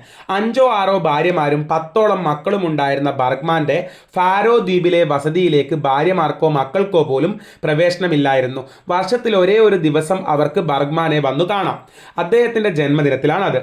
ജന്മദിനാശംസകൾ അറിയിക്കാൻ വന്ന ഭാര്യമാർ വൈകിട്ട് തിരികെ പോവാൻ സമയമായെന്നറിയുമ്പോൾ എന്താവും മനസ്സിൽ മന്ത്രിച്ചിട്ടുണ്ടാവുക? ദൈവമേ, നീ എന്തുകൊണ്ട് എന്നെയും മക്കളെയും ബർഗ്മാൻ്റെ സിനിമയിലെ കഥാപാത്രങ്ങളാക്കിയില്ല എന്നോ? അതെന്തുകൊണ്ടായിരിക്കും? കാരണം ഈ ഭാര്യമാരുടെ കൂടെ ജീവിക്കുന്നതിനേക്കാളും കൂടുതൽ ആ കഥാപാത്രങ്ങളുടെ കൂടെ ജീവിക്കുന്നുണ്ടല്ലോ എന്നുള്ളതായിരിക്കും. അപ്പോൾ കഥാപാത്രമായിട്ടുണ്ടെങ്കിൽ അദ്ദേഹത്തെ അടുത്ത് കിട്ടുമായിരുന്നല്ലോ എന്നുള്ള ചിന്തയായിരിക്കും. എത്ര ചെറിയ റോളായാലും അവർ തൃപ്തരായനെ. ഇതിൽ കൂടുതൽ രംഗങ്ങൾ ഉണ്ടാവും ആ കഥാപാത്രങ്ങൾക്ക്, അല്ലേ? ജീവിതത്തിലുള്ള മനുഷ്യന്മാരെക്കാളും കൂടുതൽ രംഗമുണ്ടായനെ ആ കഥാപാത്രങ്ങൾക്ക്. അപ്പം ഞങ്ങൾ എന്തുകൊണ്ട് അദ്ദേഹം എഴുതിയ കഥാപാത്രങ്ങളാക്കിയില്ല എന്നുള്ളതാണ്. ഭാര്യമാരേക്കാൾ കൂടുതൽ സമയം ബർഗ്മാനൊപ്പം ചെലവഴിക്കാൻ അദ്ദേഹത്തിൻ്റെ കഥാപാത്രങ്ങൾക്ക് അവസരം കിട്ടിക്കാണും. ഇങ്ങനെ വീടിന് പുറത്തേക്ക് ഇറങ്ങാതെ അടച്ചുമൂടി കഴിയുന്നവരൊക്കെ വെറും വേസ്റ്റ് ആണെന്ന് പറയരുത്.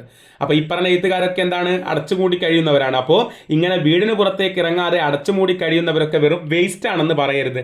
കുറഞ്ഞ പക്ഷം വേസ്റ്റ് ലാൻഡ് എന്ന കാവ്യത്തിലൂടെ ഇംഗ്ലീഷ് സാഹിത്യത്തിൽ അനശ്വരത നേടിയ TS എലിയറ്റിനോടെങ്കിലും. അപ്പോൾ പുതിയ ആളെക്കുറിച്ച് പറയാണ് TS എലിയറ്റ്.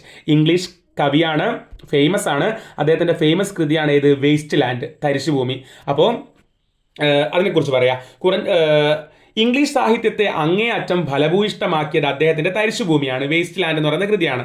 കവിതയ്ക്ക് വളക്കൂറുള്ള മണ്ണാണ് ഇംഗ്ലീഷ് സാഹിത്യം എന്ന് പറയുമ്പോൾ നമ്മുടെ മനസ്സിലേക്ക് ഓടിയെത്തുന്നത് ആ തരിശുഭൂമി തന്നെയാണ്, വേസ്റ്റ് ലാൻഡ് തന്നെയാണ്, ആ കൃതി തന്നെയാണ്. ലണ്ടൻ നഗരത്തിലായിരുന്നു താമസമെങ്കിലും എലിയറ്റ് വീടിന് പുറത്തിറങ്ങിയിരുന്നത് മാസത്തിൽ ഒരിക്കൽ മാത്രം, തനിക്ക് പ്രതിഫലമായി കിട്ടുന്ന ചെക്കുകൾ മാറാൻ. പണ്ട് താൻ ഉദ്യോഗസ്ഥനായിരുന്ന ലണ്ടനിലെ ലോയിഡ്സ് ബാങ്ക് ലക്ഷ്യം വെച്ചുള്ളതായിരുന്നു ആ യാത്രകൾ. എലിയറ്റ് വേസ്റ്റ് ലാൻഡ് എഴുതിയതിനു ശേഷമുള്ള കാലത്തായിരുന്നു ഇത്. ബാക്കി ദിവസങ്ങളിലെല്ലാം എലിയറ്റ് തന്റെ ഫാം ഹൗസുകളിലാണ് കഴിച്ചുകൂട്ടിയിരുന്നത്. വേസ്റ്റ് ലാൻഡ് എഴുതിയെന്ന് കരുതി അദ്ദേഹം ഒരു തുണ്ട് ഭൂമി പോലും വേസ്റ്റ് ആക്കിയില്ല. പിന്നെയോ അതൊക്കെ ഫാം ഹൗസ് ആക്കി മാറ്റി. അങ്ങനെ എല്ലാ അർത്ഥത്തിലും എലിയറ്റ് ഇംഗ്ലീഷ് സാഹിത്യ ലോകത്ത് ഒരു പുലിയറ്റായിരുന്നു എന്ന് പറയാണ്. ഞാൻ പറഞ്ഞല്ലോ, മനോഹരമായ എഴുത്തിലെ നമ്മളെ മടുപ്പിക്കുന്നില്ല എവിടെയും. കവിതയെ സ്നേഹിക്കുന്നവർക്കറിയാം ആ തരിശുഭൂമി ഒരു പൂന്തോട്ടമാണെന്ന്. തരിശുഭൂമി എന്നാണ് ആ കൃതിയുടെ പേരെങ്കിലും എന്താണ് അത്രയും ബ്യൂട്ടിഫുൾ ആയിട്ടുള്ള രചനയാണെന്ന് പറയാണ്. ലോകത്ത് എവിടെയെങ്കിലും തരിശുഭൂമി വസന്തകാലത്തിൻ്റെ ഓർമ്മയാവുമോ? തരിശുഭൂമി ഒന്നും കൃഷി ചെയ്യാത്ത സ്ഥലമാണല്ലോ, അത് വസന്തകാലത്തിൻ്റെ ഓർമ്മയാവുമോ? പക്ഷേ ഇംഗ്ലീഷ് സാഹിത്യത്തിൽ വസന്തം കൊണ്ടുവന്നത് ആ തരിശുഭൂമിയാണ്, ആ കൃതിയാണ്. ഓക്കെ, 2000 അടിമകളുണ്ടായിരുന്ന ലിയോ ടോൾസ്റ്റോയ്, അടുത്ത എഴുത്തുകാരൻ ലിയോ ടോൾസ്റ്റോയ്. 2000 അടിമകളുണ്ടായിരുന്ന ലിയോ ടോൾസ്റ്റോയ് പ്രഭു മുതൽ ചിലിയിലും ജനീവയിലും കൊട്ടാര സദൃശ്യമായ വീടുകളുണ്ടായിരുന്ന നെരൂദ വരെ. നെരൂദ. അപ്പോൾ 2000 അടിമകളുണ്ടായിരുന്ന ലിയോ ടോൾസ്റ്റോയ് പ്രഭു മുതൽ ചിലിയിലും ജനീവയിലും കൊട്ടാര സദൃശ്യമായ വീടുകളുണ്ടായിരുന്ന നെരൂദ എന്ന് പറയുന്ന കവി, നെരൂദ വരെ. മെക്സിക്കോയിലും ഇംഗ്ലണ്ടിലും മണിമാളികകളുള്ള കാർലോസ് ഫ്യൂവന്തസ് മുതൽ, അടുത്ത ആള് കാർലോസ് ഫ്യൂവന്തസ് മുതൽ അമേരിക്കയിലെ 19 മുറികളുള്ള സ്വന്തം കൊട്ടാരത്തിന്റെ 3-ാം നിലയിലിരുന്ന് കഥകൾ എഴുതിയ മാർക്ക് ട്വെയിൻ വരെ, അടുത്ത ആള്. പാശ്ചാത്യ സാഹിത്യത്തിൽ പുലികൾ അനവധിയാണ്. പിന്നെയോ ജീവിത അവസാനം ക്ഷയത്തിന് ട്യൂബർകുലോസിസ് TB വന്നിട്ട് വിദേശത്ത് ചികിത്സ തേടിയതൊഴിച്ചാൽ പ്രാഗ് വിട്ട് എവിടേക്കും പോയിട്ടില്ലാത്ത കാഫ്ക, അടുത്ത ആള്. വേറെ എവിടെയും പോയിട്ടില്ലാത്ത കാഫ്ക. നിറങ്ങൾക്ക് ക്യാൻവാസ് അല്ലാതെ ഒരു ആലയമില്ലെങ്കിൽ തനിക്ക് പാരീസ് വിട്ടൊരു ജീവിതമില്ലെന്ന് തെളിയിച്ച പാബ്ലോ പിക്കാസോ, അടുത്ത ആർട്ടിസ്റ്റ്. എന്നാലും വല്ലപ്പോഴുമെങ്കിലും പുറലോകം കണ്ടിട്ടില്ലെങ്കിൽ പിന്നീട് ദുഃഖിക്കേണ്ടി വരുമെന്ന് നോവലിസ്റ്റ് സോമർസെറ്റ് മോമിന്, അടുത്ത ആള്.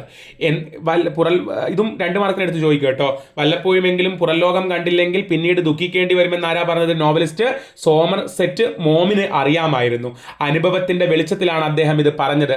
ഫ്രഞ്ച് സാഹിത്യത്തിൽ ഏറ്റവും അധികം പ്രതിഫലം വാങ്ങിയിരുന്ന സോമർസെറ്റ് മോമിനോട്, സാഹിത്യത്തിൽ ഏറ്റവും അധികം പ്രതിഫലം വാങ്ങിയിരുന്ന മോമിനോട് പ്രസാധകൻ ഏറെ നാളായി പറയുന്നുണ്ടായിരുന്നു കുമിഞ്ഞുകൂടുന്ന പ്രതിഫലം വാങ്ങിക്കൊണ്ടു പോവാൻ, അത്രയും വാങ്ങിക്കൊണ്ടു പോകാൻ പറഞ്ഞു.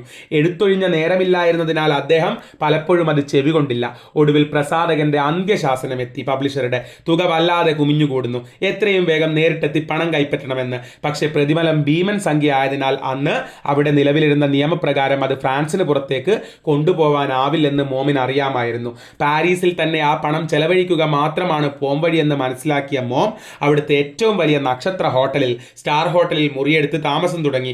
മുറിവാടക ഇനത്തിൽ ഭീമമായൊരു സംഖ്യ ആവുമ്പോൾ പണം ചെലവഴിക്കാൻ എളുപ്പമുണ്ടല്ലോ എന്ന് കരുതിയായിരുന്നു അത്. നോക്കൂ, അപ്പോൾ ആ പൈസ അവിടെ തന്നെ ചെലവാക്കണം, എന്നാൽ പിന്നെ വലിയൊരു ഹോട്ടലിൽ മുറി എടുത്തിട്ട് അവിടെ താമസിക്കാം, അതാവുമ്പോൾ എന്താവും, കുറേ പൈസ അങ്ങനെ ചെലവാക്കാലോ എന്ന് വിചാരിച്ചു.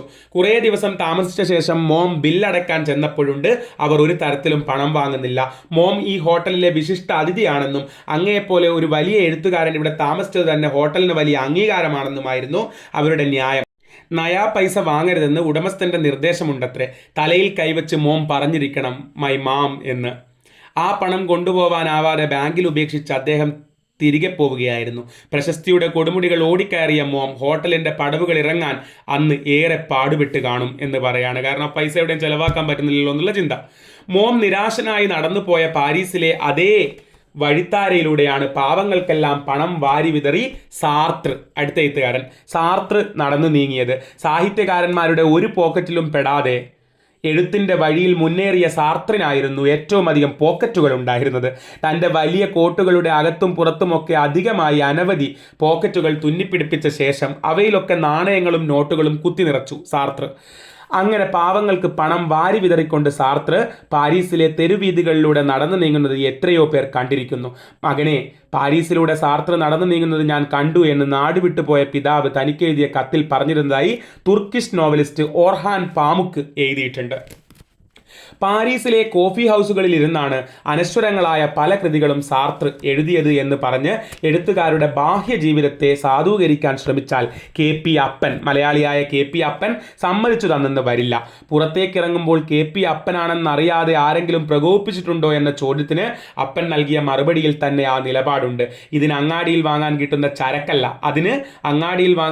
ചരക്കല്ല KP അപ്പൻ എന്ന് ഇനിയും നിങ്ങൾ അറിയാത്തത് എന്ത് എന്ന മറു ചോദ്യമാണ് അദ്ദേഹം അന്ന് ചോദിച്ചത്.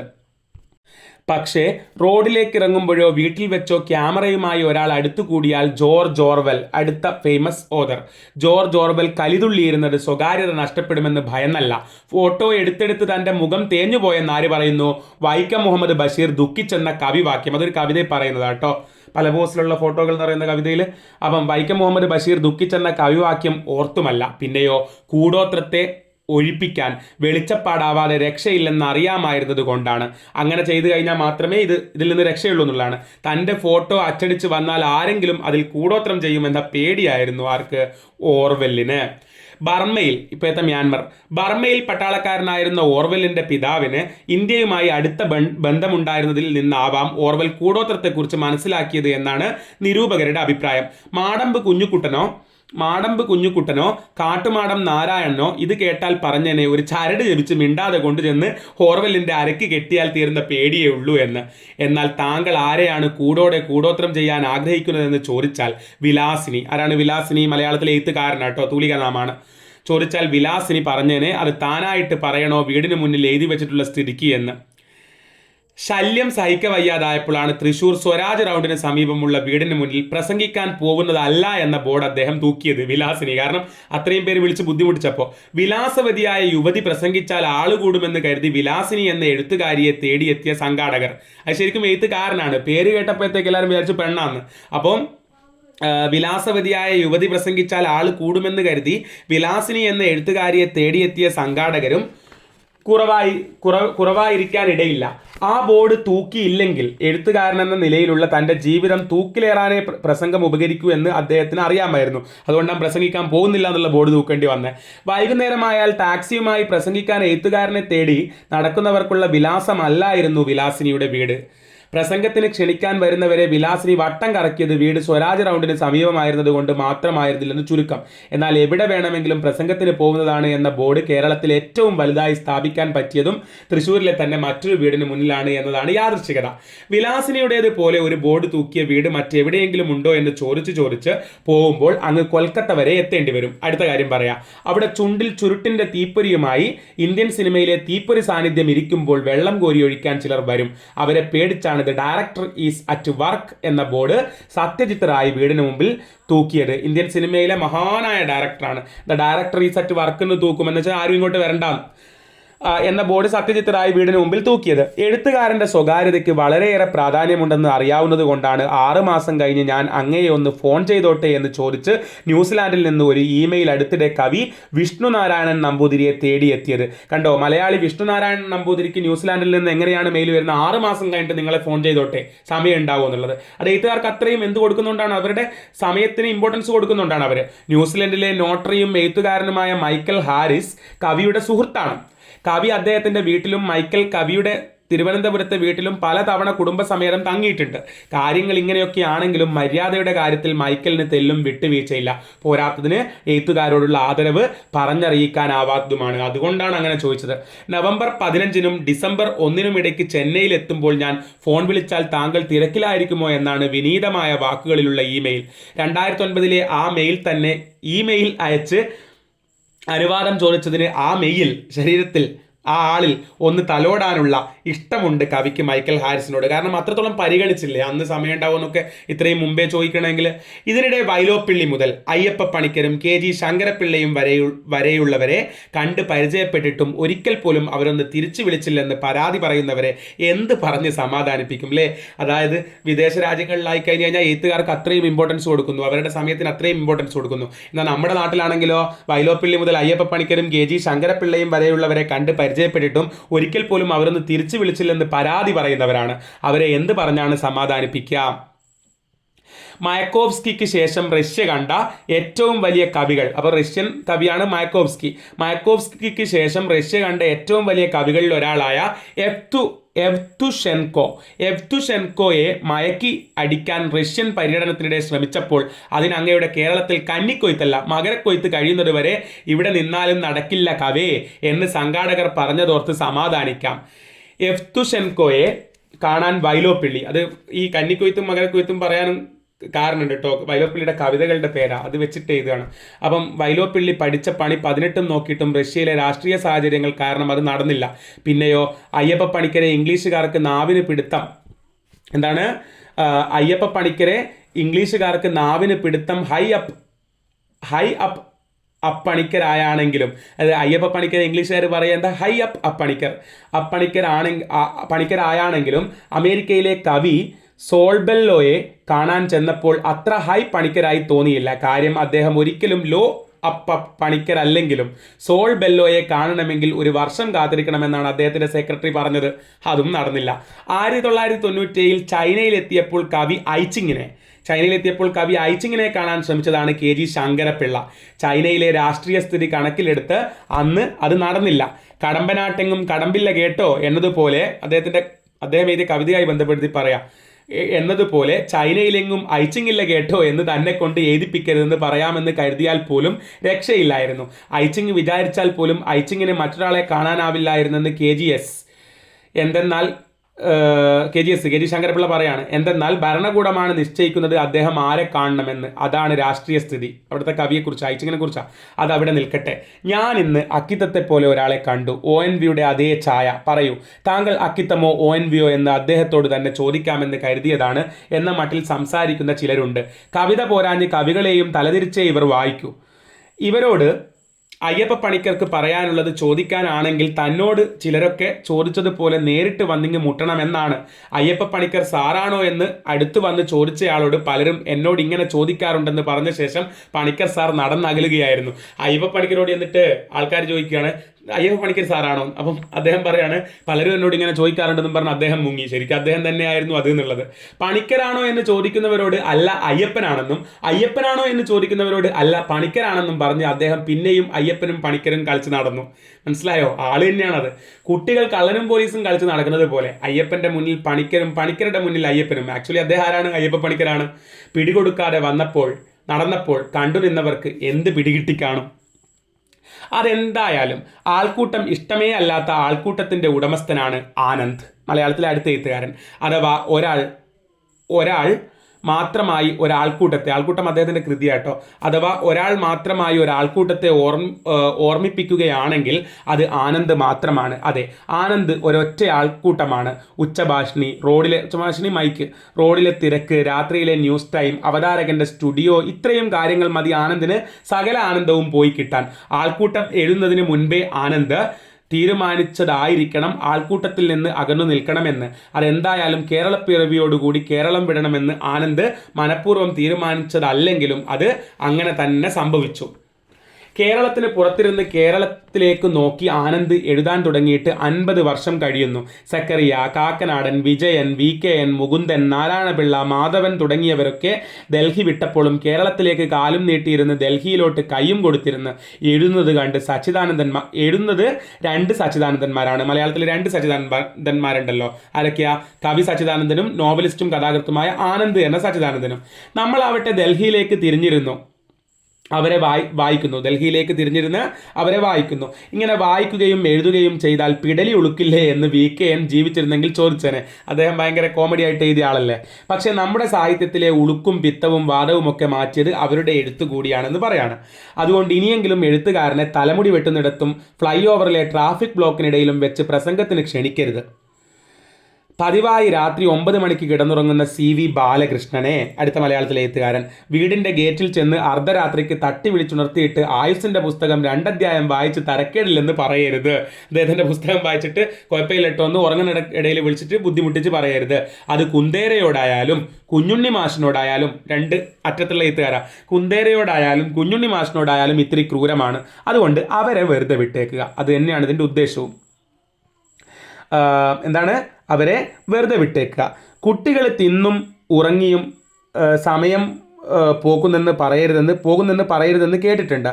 നാം സാധാരണ ജോലികൾ ചെയ്യുന്നു. കുട്ടികൾ കുട്ടിയിൽ നിന്നും മനുഷ്യരെ സൃഷ്ടിക്കുന്ന മഹത്തായ ജോലിയിലാണ് ഏർപ്പെട്ടിരിക്കുന്നതെന്ന് കുട്ടിക്കാല രഹസ്യങ്ങൾ എന്ന പുസ്തകം എഴുതിയ മരിയ മോണ്ടിസോറി പറയുന്നുണ്ട്. Maria Montessori.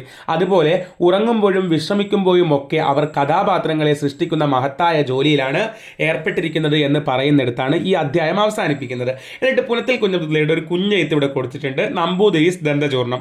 നോക്കണേ, നമ്പൂതിരീസ് ദന്തചൂർണം. പ്രശസ്തരെ ദൂരെ നിന്ന് കാണാൻ ഒരു പക്ഷേ ഒത്തുവെന്ന് വരാം. കാക്കനാടൻ ദാലിയെ കണ്ടതുപോലെ. പക്ഷേ കണ്ടുമുട്ടാൻ പ്രയാസമാണ്. മിക്ക പ്രശസ്തരും ബോറന്മാരും സ്വാർത്ഥികളുമാണ്. കണ്ടുമുട്ടിയാൽ നമുക്ക് ഉടൻ സ്ഥലം വിടണമെന്ന് തോന്നും. എന്തുപോലെ? നമ്പൂതിരീസ് ദന്ത ചൂർണത്തിൻ്റെ പരസ്യം ഒരു കാർട്ടൂണിൽ ഒതുക്കി നിർത്തിയതായിരുന്നു. നല്ല പൊക്കവും വണ്ണവുമുള്ള കതർമുണ്ടും വേഷ്ടിയും ധരിച്ച ഒരാൾ. താഴെ അതിൻ്റെ ക്യാപ്ഷൻ: ആൾ മാന്യനാണ്, പക്ഷേ അടുത്ത് വരുമ്പോഴാണ് വായ്നാറ്റം എന്ന് പറയാണ്. അങ്ങനെ നമ്പൂതിരീസ് ദന്തപ്പൊടി ഉണ്ടല്ലോ, ആ പൊടിയുടെ പരസ്യം എന്ന് പറയണം. അപ്പോൾ ഈ എഴുത്തുകാരെയും പിന്നെ കലാകാരന്മാരെയൊക്കെ നമ്മൾ ദൂരെ നിന്ന് കാണുന്നത് തന്നെയാണ് നല്ലത്. അത്ര ഭംഗി, അതായത് അദ്ദേഹത്തിൻ്റെ പുസ്തകം വായിക്കുമ്പോൾ ഉള്ള ആ ഒരു ഭംഗി, രസം നമുക്ക് എന്ത് കിട്ടിയെന്ന് വരില്ല, അവരെ അടുത്ത് കിട്ടിയാൽ കിട്ടിയെന്ന് വരില്ല. അതിനേക്കാൾ അപ്പുറത്തോട്ട് നമ്മൾ എന്ത് ചെയ്യാം, അവരുടെ പിന്നെ സ്വകാര്യതയെ മാനിക്കുക എന്നുള്ളതാണ്. ഇവിടെ എഴുത്തുകാരുടെ കേസിലാണ് പറയുന്നതെങ്കിലും അതിനേക്കാൾ അപ്പുറം എല്ലാ മനുഷ്യരുടെയും സ്വകാര്യതയെ നമ്മൾ മാനിക്കുക. പ്രത്യേകിച്ച് ഈ പുതിയ കാലത്ത് എന്താണ് യൂട്യൂബും ഇൻസ്റ്റഗ്രാമും ഒക്കെ ഇത്ര നമ്മളിൽ സ്വാധീനം ചെലുത്തുന്ന ഈ കാലഘട്ടത്തിൽ നമ്മളിത് പഠിച്ചിരിക്കേണ്ടതാണെന്ന് കൂടി മനസ്സിലാക്കുക. ഇതാട്ടോ. അപ്പോൾ ഈ ലേഖനം മനസ്സിലായി എന്ന് വിചാരിക്കുന്നു. അടുത്ത ക്ലാസ്സിൽ പുതിയൊരു ടോപ്പിക്കുമായിട്ട് വീണ്ടും കാണാം. താങ്ക്